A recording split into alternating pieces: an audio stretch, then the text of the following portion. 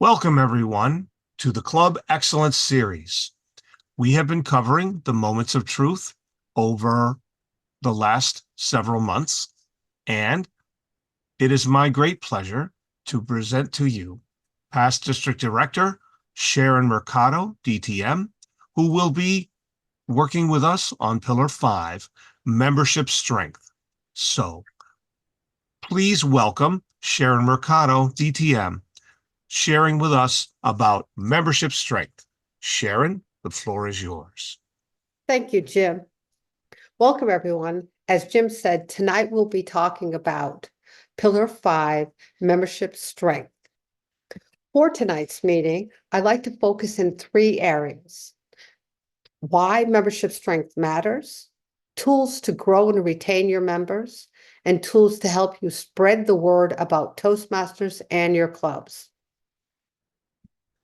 Now, but before we start, I have 2 questions for you to think about.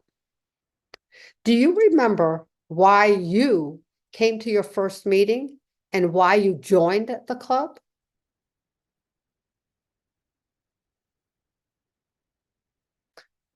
Jim, would you like to answer? Yes, I knew that I was afraid of public speaking, and I didn't want to be afraid anymore. And I think that this Toastmaster Club can help me. And after a meeting, are you looking forward to your next club's meeting? And why or why not? Yes, I am. I am very pleased to be a part of the Capel Toastmasters Club, and I am very thankful for Is there us. something that they do special to get people excited at the meetings and feel that they learned so much, they're excited, they want to come back? I will say that we have a good balance of experienced members and new members, and we do our best to provide excellent fellowship, variety, and communication. But we spoke about that at another previous meeting. Back to you, Sharon. Thank you, Jim. And let me answer these 2 questions for myself. Do you remember why you came to your first meeting? I did because my manager told me I had to go to it because I had to get over my fear of speaking in front of people. And I joined the club because it was recommended, excuse me, by my manager. But then I stayed because I love the camaraderie within the club. Everyone is there to support one another, and we had so much fun. Now, I've now joined a different club because I left the corporate world. And in the club that I'm in now, I just wanted to continue what I was doing. Now, when I first joined, they were a little not sure what they were doing, and we were floundering. But I have to say, now, if you were to ask me, do I look forward to our next meeting? I'm going to say definitely. And the reason I say that is because all of our members are engaged. They're excited. They want to give speeches. They take on roles. And then they converse afterwards to tell each other what a great job they did. Everyone is so supportive and excited, and it makes you want to look forward to the next meeting. It's learning, and it also is fun. We get to know one another even better. With those 2 questions, I want you to keep those in the back of your head. I'm going to say, well, if you answered, no, I'm not looking forward to my next meeting, or I don't know, I don't really know why, I'm not sure why I joined the club. We need to figure out why. And the only way to do that is ask, ask, and ask. And 3 things that I think are important to help us get the answers to those questions is conducting either a moment of truth. As you can see in the picture, the moment of truth is a survey of different things that Toastmasters thinks are important to have a charter strength club. And it allows every member to rate each of the items from a scale of 1 to 5. What's done well is a 5, and what's not so well is a 1. And then as officers, we want to put this all together and compile what we consider to be our strengths and our weaknesses, and then report back to the club to figure as a club, what can we do to address those. What will we work on and who will do it and what will we put on a back burner? It's even goes so far, if you look at the bottom with the best practice chart, it gives you ideas. So if you find you're struggling with guests not joining, it gives you some possible causes and recommendations of things to try in order to address it. So it's also prompting us to help us think of things to do. In addition to moments of truth, one of my favorites is surveys. Toastmasters has a wealth of surveys that are already created. All we have to do is use them. The two that I really like is the member interest survey. This should be given to your clubs at least every year. And the reason I say that is it asks your member, what's their strengths? What's their weaknesses? What are they interested in? So we can make sure we're meeting their needs, as well as what do they see as great and not so great about the club. Now, it's important to do surveys. And the reason I say that is people want to be heard. When I used to work in the audit management system at our quality assurance group, people want to have their questions answered and they want to know that you've heard their complaints. Surveys allow us to be able to listen to our members and assure them that we've heard what they're saying, and then work together as a team to figure out how do we fix it. And finally, the last ask, which is an easy one, is talk to your area director. They come in twice a year at a minimum to do an assessment using moments of truth. Ask them if their report says this is an area that you need to work on. Some suggestions. Talk to them about the suggestions that they put in your report. It's a great way to get information to help you look at how do you improve your club. Now, in addition to asking, I'm going to ask the question, why does it matter? Why do we have to have charter strength membership? And I'm going to say, before I answer it, I did a little research on data that TI, or Toastmasters International, collects. Every year they pull a fact sheet of things that they know are important to see how well our clubs are doing. But three that I thought were interesting for this presentation tonight were member tenure. And I also looked back because some people said, oh, well, it's now. That's why things are so hard. But I went back almost 10 years. And if you look at these, they haven't changed that much. People stay in Toastmasters an average of 2.5 to 2.7 years. The one that's really interesting is retention rate. Between 2016 and 2024, it's looking like 55 to 56% retention rate. That means we're going to lose almost half our members every single year. A lot of us don't, but some of us do. So we have to figure out how do we compensate for that in order to stay at charter strength. And finally, a lot of us get tired because we're doing 2 and 3 and 4 roles. Did you realize that the average meeting attendance is 50 to 70%?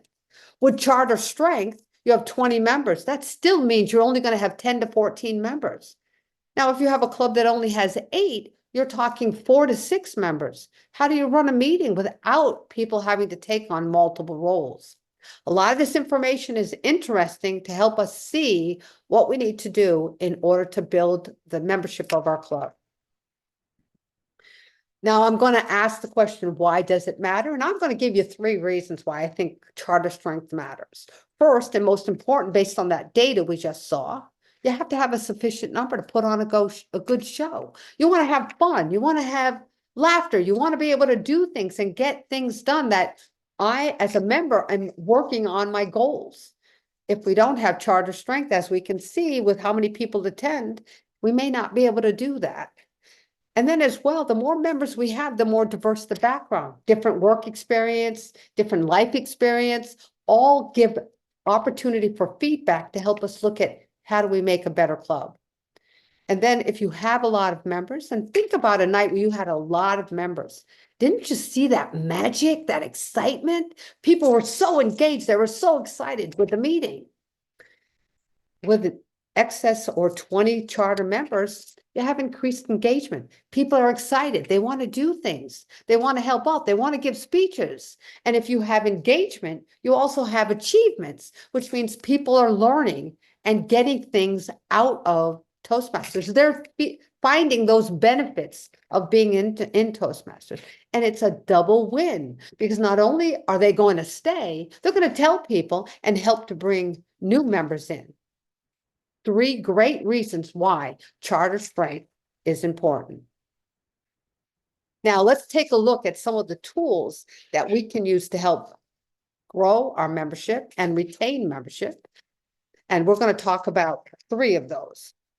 First is effective meetings. Now, remember, when a guest comes in, they're going to judge your club based on what's happening at the meeting. So I'm going to say you need to make sure you have a solid foundation. One of the things that I see doesn't always happen in most of the clubs is having prepared speeches, table topics, and evaluations. Many clubs say, well, Sharon, we didn't have anybody to give a speech. If you don't, look for a guest speaker, run an educational module, or do a YouTube video and do a round robin evaluation. Remember, when guests come in and new members, you want to show them all the benefits of Toastmasters. Another area that I see that struggles for many clubs is making sure all the roles are filled. And what happens? We waste the first 10 to 15 minutes filling up those roles. Doesn't look like we are managing our program well. Therefore, we want to make sure that we offer the opportunity, because remember, every single role teaches us something, and we want all of our members to experience all of the benefits from all the roles within a meeting.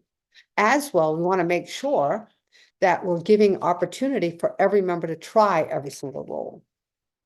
Now, at your meetings, when you have a speaker, do you introduce them? Does the Toastmaster introduce them?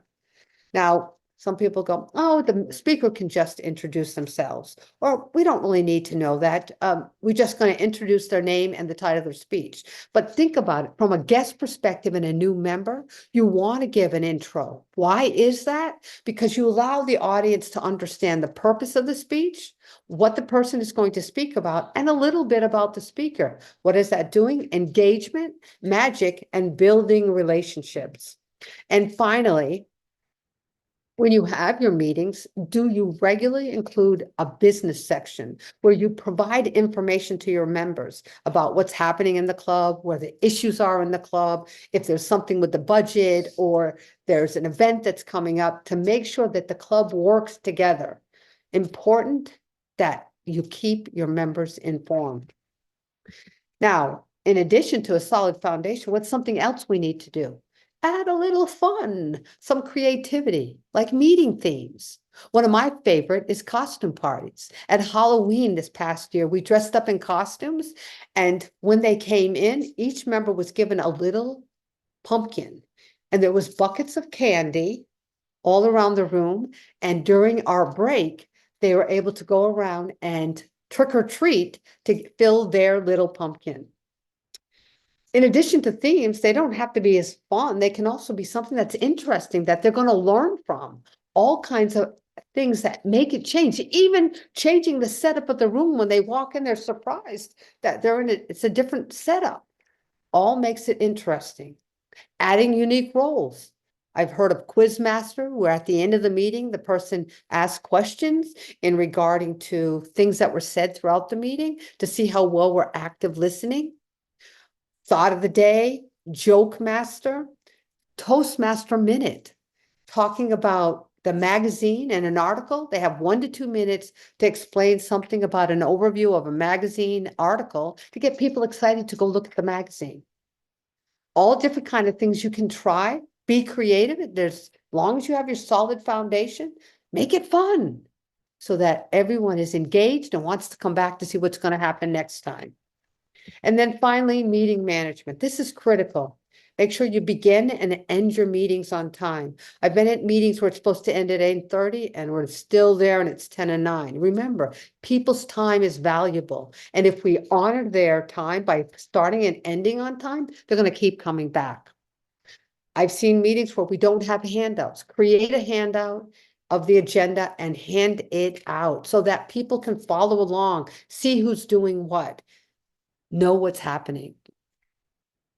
And finally, most importantly, one of the most things that people love is to be recognized.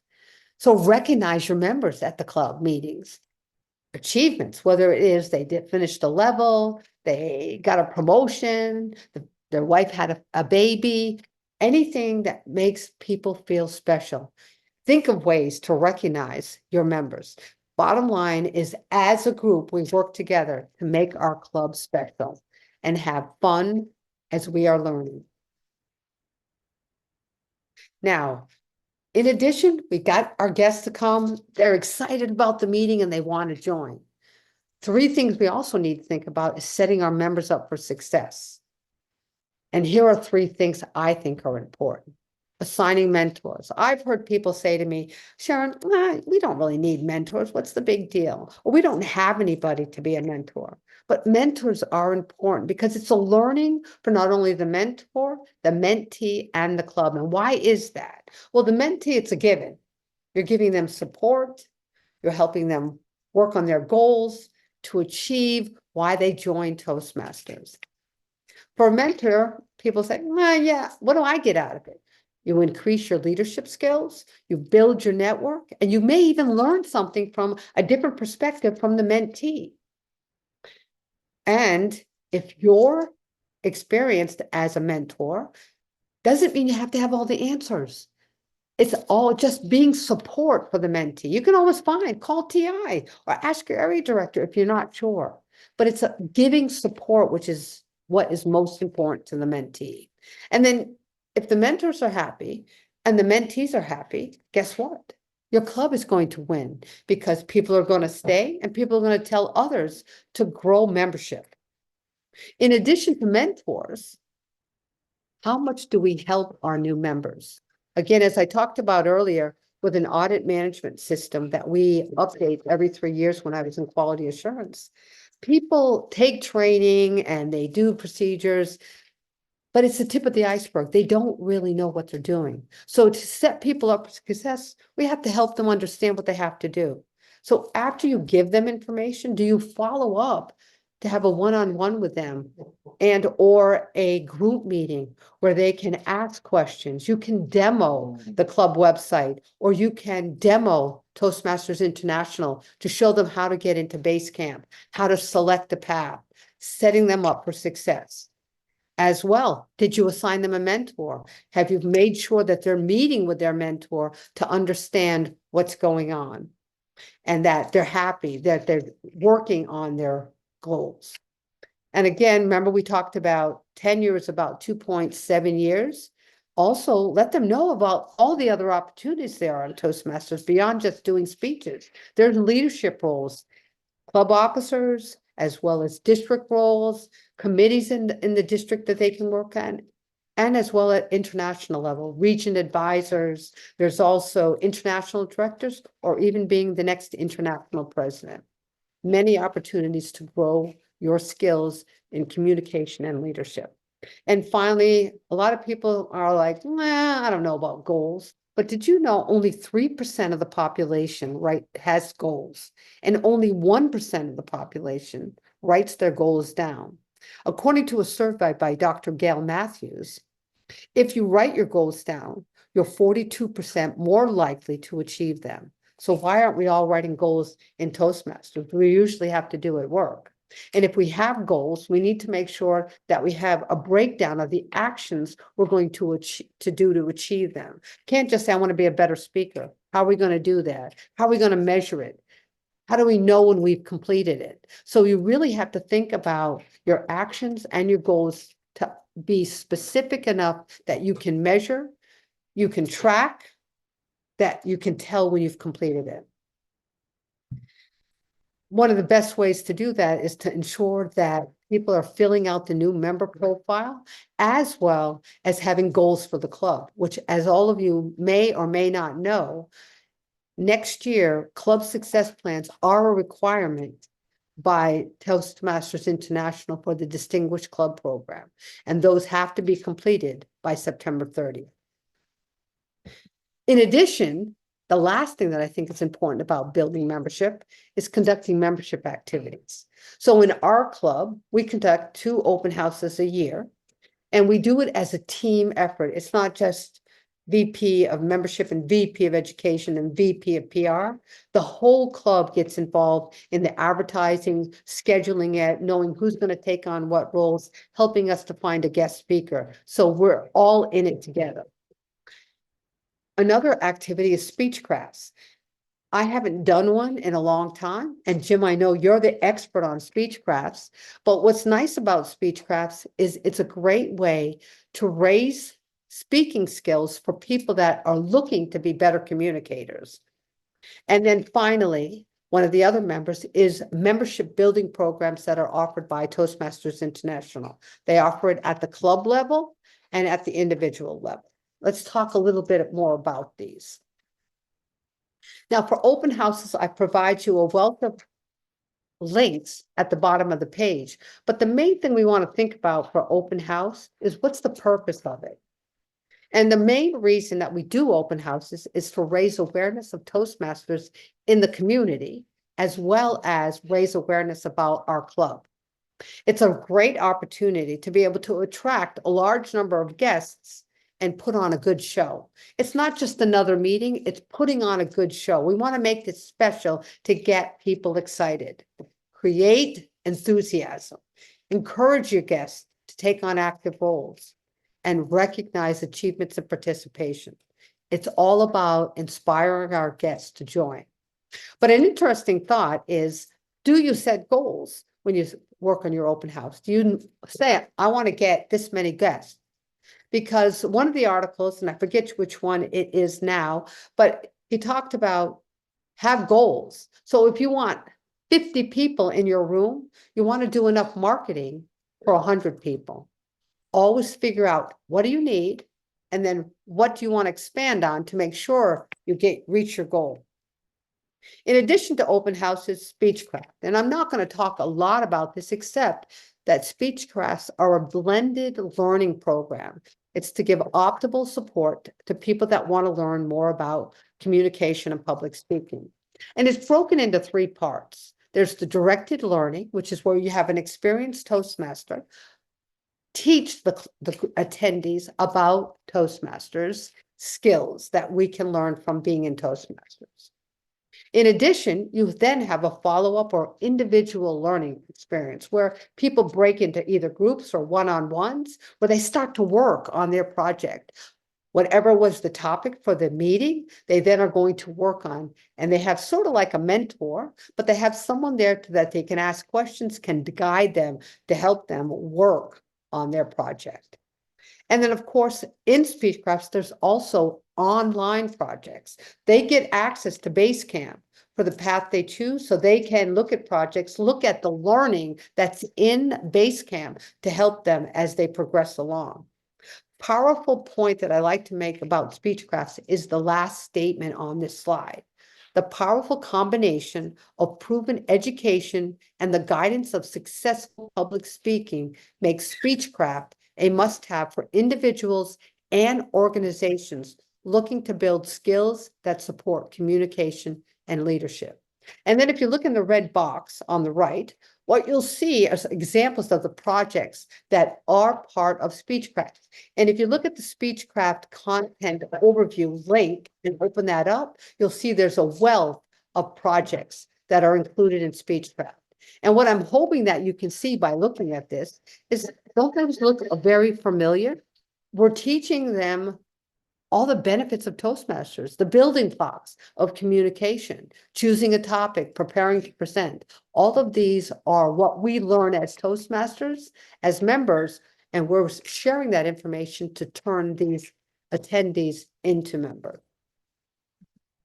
And finally, the membership building programs. There's 2 that I'd like to focus on. The club building membership programs, remember there's 3. There's Smedley Award, which runs from August 1st to September 30th. Then there's Talk Up Toastmasters, which runs from February 1st to March 30th. And the one that's currently ongoing, Beat the Clock, which runs from May 1st to June 30th. If you can get 5 members signed up within that 2-month period, you'll receive a special ribbon from Toastmasters International to hang on your banner, as well as a 10% discount on your next club order. It's interesting, if you look at the link that I provided, the wealth of information and the documentation of prior years and all the other districts within Toastmasters to see what some of the districts did. Here's an example of Beat the Clock from last year. We had 3 clubs that got 5 members within the last 2 months of the year. Now, in addition, we can do individual membership building programs, and that runs the full year of Toastmasters. And it's for members within your club to sponsor new members. If you sponsor 5 to 10 new members, you're going to get a unique pin. If you sponsor 15 new members, you're going to get a special discount of 25% off your next online order. Now, I'm not going to really go into the information, the rest of the information, because it's really to tell you how to get credit for being a sponsor to a member and how to review how many people you have sponsored. And the link below will take you to that area within Toastmasters. Now, in addition to membership building, the last area that I'd like to talk about is tools to spread the word. We want to promote our club in our community. And again, that's going to help us get charter strength, bringing guests in, which we then can turn into members. There's a wealth of information, and I'm only going to focus on 3: membership growth manual, club marketing guide, and local alliances. For the membership growth manual, this has a wealth of tips on how to find new members, as well as how to get guests to join your club. But the thing that I think is important to remember in the membership growth manual is it keeps emphasizing that getting new members is not an easy task. It doesn't just happen. You have to work at it. And it's not something that just one person can do. It has to be a group effort. They suggest creating a committee of members within the club that would be focused on club membership and growth. Again, or you could do the whole club. It's totally up to you. And what I did in the right side, in the red box, is show you some examples of topics that were covered within the membership growth manual. It's got a wealth of information, but I picked a few that I thought were interesting. Under create awareness, we all know some of the Find a Club website, social media, but the one I thought was interesting was the window display. It said find a reason, such as your club anniversary, and go to a library, a church, or even a business, and ask them if you can do a window display on Toastmasters and your club. Cultivating interest. This is another area that I thought was interesting. A lot of people have said, oh, well, people won't join because of the cost. But you know what? According to this manual and the data that TI has collected, the problem of cost isn't the real issue. The real issue is the person doesn't recognize the value and needs to overcome that obstacle in order to join. One of the things they reference in the manual is the feature, benefits, and values chart, which I provided a link in this presentation. And then we talk about publicity and promotion. And again, most of those we've talked about, but the one that I thought was interesting was the Community Achievement Award. And what it talks about is, as a club, find someone in your community that you can reach out to and offer them that you'd like to recognize them for their community service as a communicator, and you're going to give them an award. Going to ask them to come to your meeting and speak. Going to advertise it to let people know that this person is being recognized. Great way to promote the club, promote something that's associated with communication, that's within the community, and it brings awareness to your club as well as Toastmaster benefits. And then finally, continued success. And the reason I put this one here is, of course, we talked about Speechcraft, talked about open house and membership building, but the one I thought was interesting was the business awareness program. It talks about, as a club, to develop a list of businesses in your area that you could reach out to, and you might know somebody that in the business that you're listing, that you could give that contact, either reach out yourself or have someone else. but using that as a list of potential areas that you could talk to people about the benefits of Toastmasters. Loved it. And the funny part about the manual is it not only tells you, but it gives you templates and suggested text and tools to use to help with that business awareness program. The next item that I'd like to talk about, and I really didn't know much about this guide, but it has a wealth of information. It's called the Club Marketing Guide. And what I love about it is, I think it's 3 or maybe even 5 pages long, but it gives you a bunch of links of the different flyers, brochures, some tips, how to run events, and even how to write your email signature. For every single link that it provides, it also gives you a short description on the value or the purpose of whatever that article is. It's got, and again, if you look at the slide on the right, these are just some examples of the brochures and flyers and events that they are offering within this guide. Pathways, benefits, find your voice, virtual meetings, saving the date, and how to do email signatures, a wealth of information. And I provided the link in this, on this slide as well. And then finally, the last thing that I'd like to talk about with promoting your club is a lot of people will say, but Sharon, we're a small town. We don't have anybody that could potentially want to be a public speaker. So where are we going to find members? And this article that I have down here that's linked talks about how to find potential members. And it talks about they have a club that's in farm country. And they kiddingly talk about how farmers aren't going to talk to anybody but the cows. So how are we going to find members? But what it goes on to say is that you need to look further than just the people that are in the community, because there are roles within the community that may need communication skills. Students, teachers, real estate agents, tax consultants, service providers, and alliances such as the Rotary Club. All of these need communication skills and the benefits of Toastmasters. What it says is think about all of that, generate a list, and then as a club, create a path forward. And what are you going to do and how are you going to reach out these people? One of my club coaches suggested looking at local alliances like nurses. There's so many areas that we can reach out to. It's just a matter of getting a list and starting to prepare on what actions we're going to take to be able to reach out to these people. Now, Rotary Club is listed on this slide. And as you all know, or maybe don't know, the Rotary and Toastmasters have a partnership. And I was talking to a gentleman the other day from Ledyard Rotary, and he was saying how they're always looking for people to come and speak at their club meetings. Perfect opportunity for us at Toastmasters. Now, if you're not sure if you have a Rotary Club in your area, Toastmasters offers a link, as you can see at the bottom, on how to find a Rotary Club. It also provides some information on the benefits of a Rotary Alliance and some tools. There's templates on how to reach out to the Rotary Club, things to a presentation that you can use to help build what the benefit of Toastmasters is for that Rotary Club. A lot of great information. So it will help you to think about where you can find potential members. Now, I'm going to summarize this in a couple of key points. When we think about charter strength and sustaining club growth, it's important to realize it's just not going to happen. It's not an easy task. We have to work at it. So why does it matter? Because we need a sufficient number to put on a good show.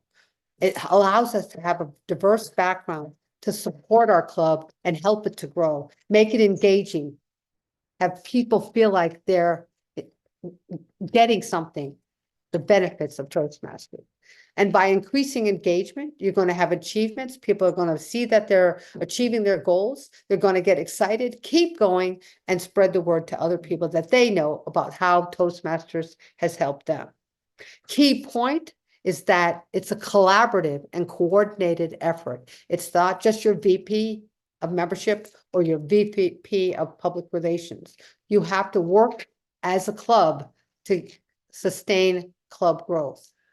Now, I only gave you a sample of tools to help you increase and retain membership and to spread the word about Toastmasters in your club. There is so much more information on the internet of things from Toastmasters that we can use to help us build our membership and get the word out about Toastmasters. And I'm going to end it with remembering the two questions that I asked at the beginning. Do you remember why you came to your first meeting and why you joined the club? And do you look forward to your next meeting? Why or why not? Those two questions will help you determine what are the things with all the tools that are available to help you make your club magic and exciting, energized, so people will look and say, I can't wait for our next meeting. Now, finally, I excuse me, I put a lot of links in this presentation. I've summarized them all within this one slide. Excuse me. And now I'm going to open it up to see if anyone has any questions.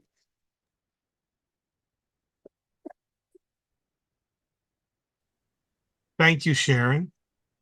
I know I was writing furiously. There's an awful lot of good information that you shared with us this evening, and I am very encouraged. I found a lot of ideas that I would like to take home to my club to help strengthen our members and strengthen our club. Mhm. Would you mind going back one slide to that resource slide, please? Sure. That is an impressive list of resources. And I this is know, just a tip of the iceberg. There is so much more I could have put in. yes, I'm going to tell you another great place to go to is on the internet is look at the other districts. You'll notice in some of these, it's from other districts. They provide a wealth, like organizing successful open houses. It's from District 91. Open House Planning Guide, District 101. District 3, How to Host a Successful Open House. Every district has a wealth of information. A lot of it's similar and some of it's different. So experience is helping us to learn from each other on how we can take that information and customize it for our club to gain the benefit from knowledge from others. that is excellent. I appreciate that. And I know I learned a great deal tonight.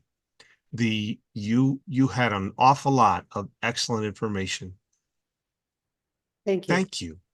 Thank you And very much. Jim, I will send you a PDF of this presentation so that you can, I don't know if you're posting it or if you I want that, but plan to.